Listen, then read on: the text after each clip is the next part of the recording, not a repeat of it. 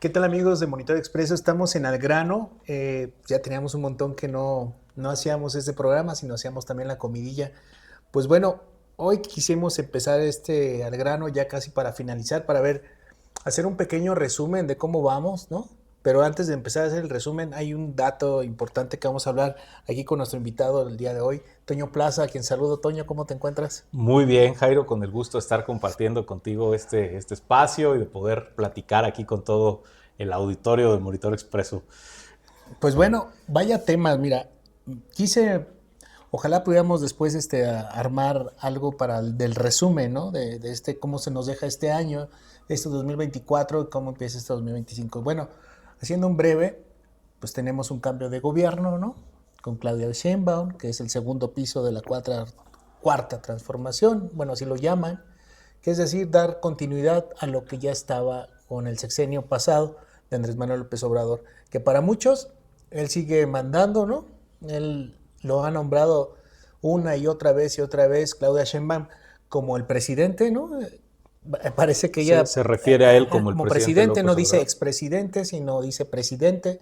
Entonces todo no indica que tenemos una vicepresidenta. Bueno, pero hablando de otros temas, que hay algo que pues se reforma, como todo ha venido cambiando, varias reformas, pero lo que es el Infonavit, algo bien importante para todos aquellos trabajadores que, bueno, buscamos un crédito de vivienda, tener nuestra propia casa, accedemos a un Infonavit que está desde los 70s, ¿no? 1972 72. fue creado en el gobierno de Luis Echeverría. Ajá.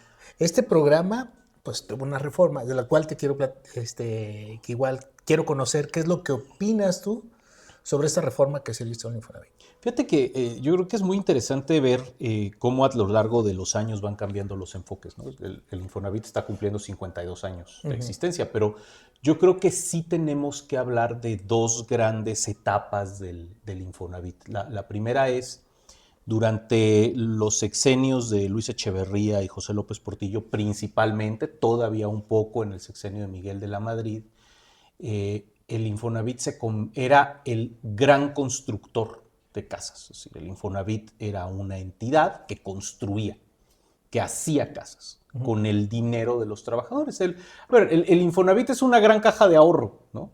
Tú eres un trabajador formal, Sí, que te van haciendo un te pequeño... hacen una pequeña retención de tu salario, a tu patrón le hacen una retención también, una aportación hace tu patrón, y el gobierno hace otra. Entonces se forma una bolsa de tres orígenes y con esa bolsa se financia vivienda. Entonces, pues de hecho en todas las ciudades tenemos estos desarrollos que decimos los Infonavits, ¿no? Y que se llaman Infonavits. Aquí en Morelia tenemos, creo que el más viejo, lo voy a investigar, pero estoy seguro que el más viejo es La Colina, por lo menos de los grandes, ¿no? Entonces, los desarrollos del gobierno, el gobierno haciendo vivienda, ¿no? Con esta visión de que el gobierno tiene que hacer todo. Luego vienen las crisis económicas, se contrae un poco la construcción de vivienda. Ya para cuando llega el gobierno de Ernesto Zedillo, era muy evidente que el modelo del gobierno construyendo era un modelo agotado, que el gobierno no tenía recursos para construir y sobre todo que se le encarecía mucho el acceder a la tierra,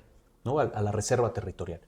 Entonces se inventa un modelo que realmente quien lo ejecuta al máximo es Vicente Fox, que es un modelo en que el Infonavit se convierte realmente en un banco especializado para prestarles a los contratistas que se dedican a hacer vivienda que cumple con determinados requisitos. Se convierte casi en una institución financiera.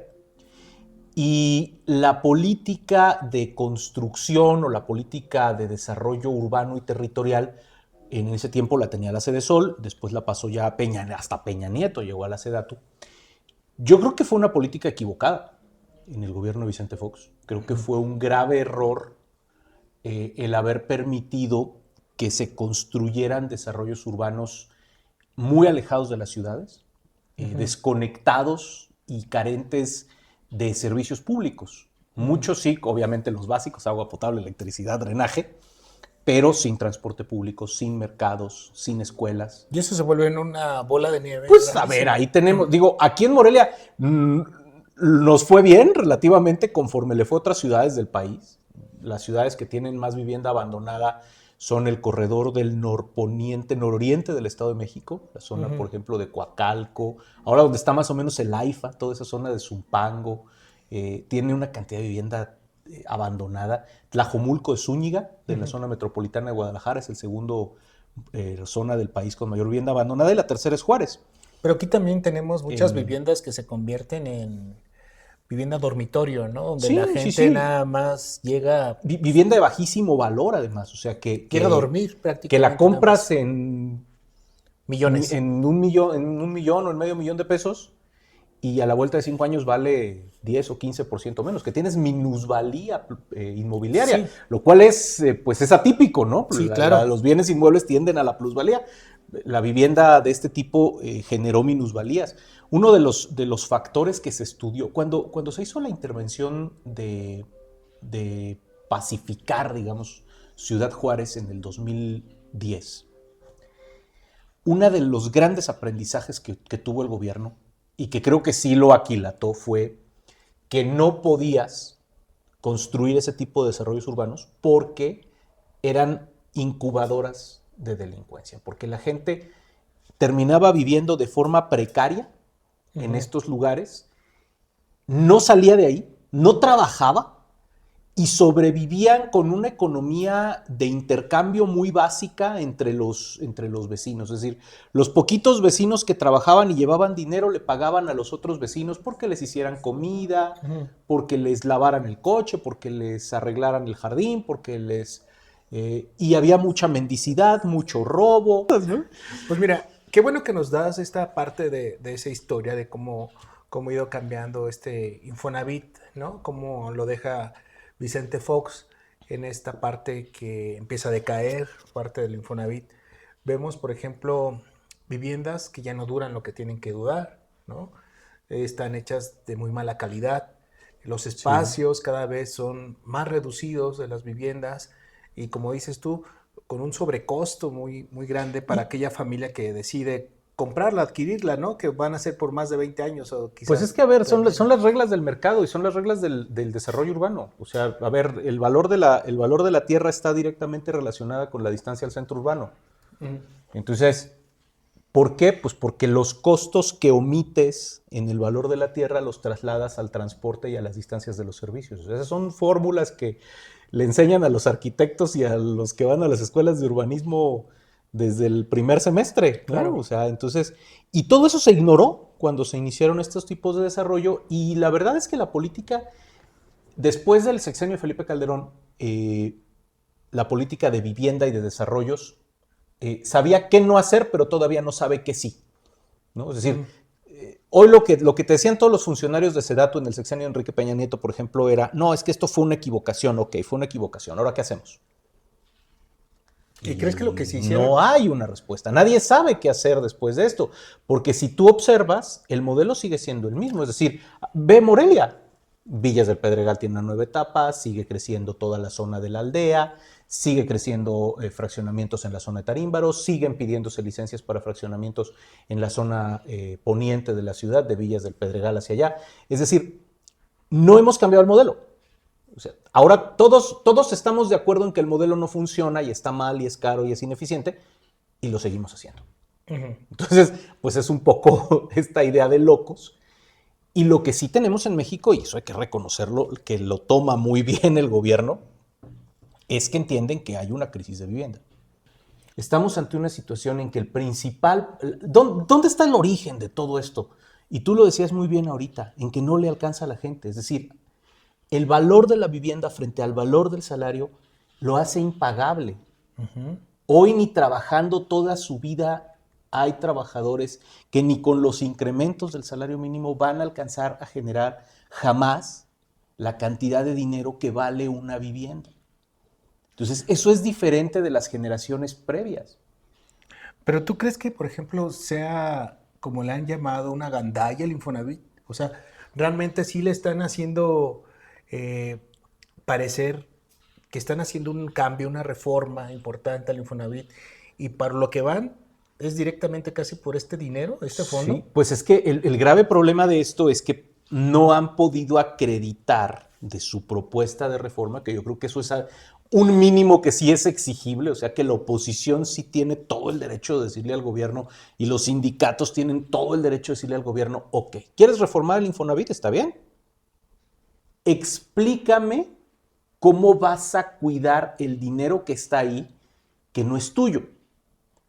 Porque ese dinero es de toda la gente que alguna vez ha trabajado. Lo explicaste bien, ¿de dónde vienen esos recursos? A ver, si ustedes quieren saber cuánto de ese dinero es suyo, busquen el estado de cuenta de su Afore, y en tu Afore viene dividida en 3 partes, ¿no? Todos los que empezamos a trabajar después de 1997, los que trabajaron antes están en un esquema legal diferente, pero todos los que empezamos a trabajar después de 1997, que creo que ya somos la gran mayoría de los mexicanos, o sea, que teníamos al menos 18 años en 1997, tenemos 3 cuentas en el estado de cuenta del Afore. La del ahorro que te hace tu patrón con el gobierno, la del ahorro que aportas tú y la subcuenta de vivienda. Entonces, muchas veces o en la mayoría de los casos, el más grande es la subcuenta de vivienda. ¿Tú crees que corran riesgo? O sea, porque a ver, en la mañanera Claudia Sheinbaum le dijo así como el mensaje que mandó, es decir, a ver, todos tranquilos, están seguros los recursos de los trabajadores, o sea, no se preocupen por eso. Pero, ¿si es para preocuparse o no es para preocuparse? Yo creo que es primero para exigirle al gobierno claridad, es decir, a ver, ¿cuál es la propuesta? ¿Cuál es el modelo? El modelo de hoy es muy sencillo. El patrón te descuenta, el patrón aporta, se lo da al gobierno, el gobierno, bueno, de hecho se lo da a tu Afore, el gobierno le da dinero al Afore y cuando tú quieres usar esos recursos para comprar una vivienda, la Afore le entrega el dinero a un fideicomiso que es el que le entrega a los que están vendiendo las casas, ¿no? Entonces, es un esquema financiero que funciona en el que el gobierno nunca tiene realmente el dinero. A ver, porque tenemos experiencias en México y los mismos que están ahorita gobernando, que es la Cuarta Transformación, así lo han puesto. Andrés Manuel siempre puso el ejemplo del Fobaproa y les ponían nombres y los ponían en mítines y los decían en campañas, ¿no? De que estos gobiernos anteriores, el PRI y el PAN, lo que habían ocasionado era pues un desfalco a aquellos ahorradores realmente. Que los últimos que se beneficiaron son la gente pues, que tenía sus ahorros, ¿no?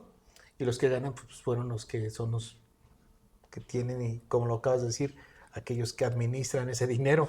Bueno, aquí la onda es que estamos entregando los mexicanos, aquellos que tienen Infonavit, los que tienen esta fortuna, porque no todos tienen esta fortuna. Claro, estamos hablando de menos de un 30% de la población, ¿eh? Y que mucha gente ya no está usando, por ejemplo, el crédito del Infonavit, porque a pesar de que lo pueda tener, a veces le sale más caro que irse por otro crédito, otro tipo de crédito.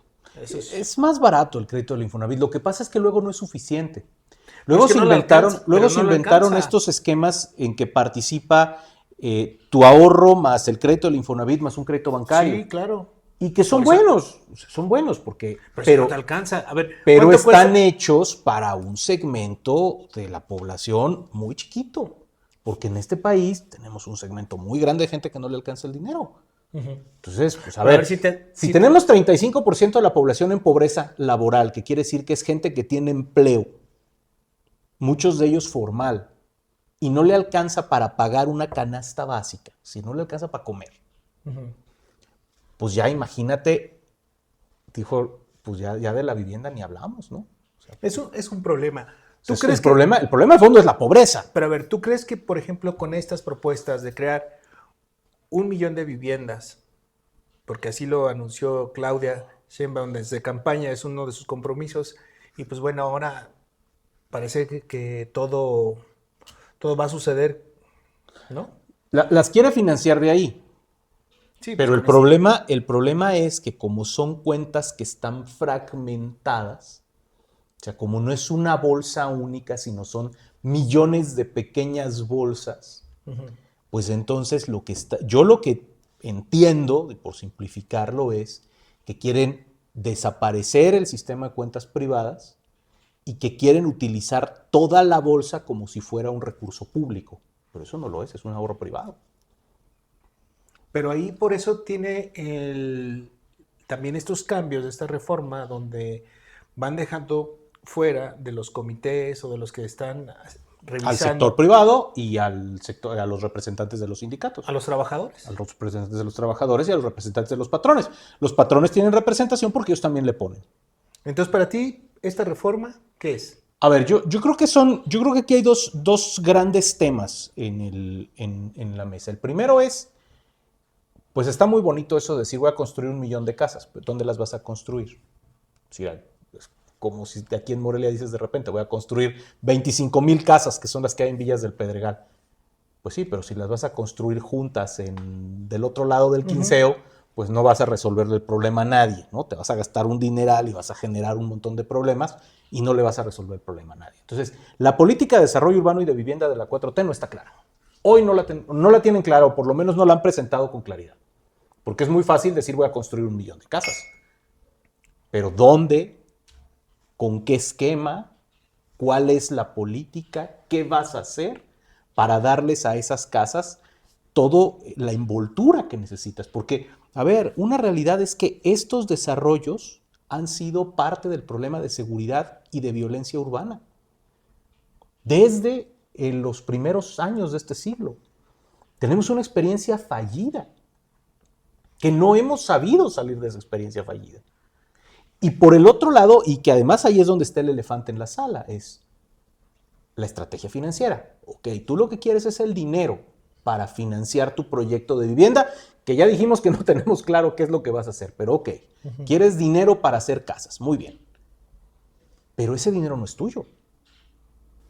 Volvamos al tema, a la cuestión por ejemplo, de la vivienda. ¿Tú crees que realmente, primero, hagan este 1 millón de viviendas sin afectar el recurso de México? A ver, yo creo que sí las pueden hacer.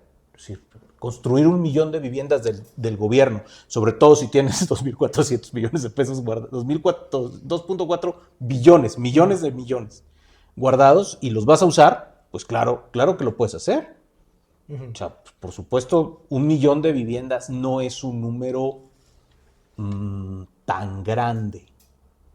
Para las necesidades que se tienen. Es un número que sí es retador, pero que por supuesto que existe la capacidad en la industria de la construcción. Pero por ejemplo... A ver, van a tener que acabar... Ellos están diciendo que no, que los constructores privados y demás. Para construir 1 millón de viviendas no puedes construirlas. Claro. Porque además desmontaste la capacidad del Estado hace más de 30 años que el Estado no hace casas. Pero bueno, ahorita metiste a los militares. Bueno, pero ni con los militares. O sea, porque además las casas, una de las formas en que se recuperó la economía en el sexenio de Ernesto Zedillo de forma tan rápida y que tuvimos una aceleración en el sexenio de Vicente Fox, fue metiendo muchísimo dinero a construir vivienda, porque la vivienda es un satisfactor de necesidades que tiene muchísimas ramificaciones económicas. Es intensiva de mano de obra, es intensiva de materiales, es local y entonces genera mucho movimiento de dinero. O sea, incentiva mucho la economía. Se mueve mucho dinero al construir viviendas. La vivienda es muy noble en ese sentido. Entonces, sí hay la capacidad económica, se pueden dinamizar muchas cosas, pero eso no quiere decir, uno, que se vaya a resolver el problema estructural del desarrollo urbano, porque no tienen un plan claro, pero dos, y ese creo que es el tema más delicado, este puede ser un robo gigantesco a los mexicanos. Nos pueden quitar a todos los mexicanos que alguna vez hemos trabajado formalmente y que hemos cotizado en una Afore, nos pueden quitar parte de nuestros ahorros. ¿No? Fíjate, la mitad de la vivienda en este país es vivienda de autoconstrucción. Es decir, que la familia compra un terreno, el papá se lo hereda al hijo cuando se casa, el hijo consigue un poco de dinero prestado con la misma familia y empieza a construir un par de cuartos y un baño. Ese es el modelo de construcción de la mayor parte de las casas en México. Sí, eso es la verdad. Y este modelo, además, se impulsó financieramente desde el gobierno en los sexenios de Vicente Fox, de Felipe Calderón y de Enrique Peña Nieto. Ujú. En esos 3 sexenios hubo, a través del FONAPO y de la CONAVI y a través de dependencias como Sedesol y Sedatu, hubo una enorme financiación de la vivienda popular en este esquema de autoconstrucción. Yo te doy 30,000 pesos para que te construyas un cuarto. Yo te voy a dar dinero suficiente para los tabiques, las varillas y el cemento, y ya tú ves cómo le haces para que te hagan el cuarto. Pues aquí tenemos también, tan solo en la capital, pues un gran problema, precisamente por estas construcciones, ¿no? Que se dan a veces con un descontrol, porque no hay a veces un plan bien estructurado. Entonces tenemos vías que ya son insuficientes, y se empieza a hacer todo un caos. O sea, ya sales a ciertas horas y ya es un Sí, caos sí, la sí. ciudad. Bueno. O sea, pero bueno, eso ya es otro tema.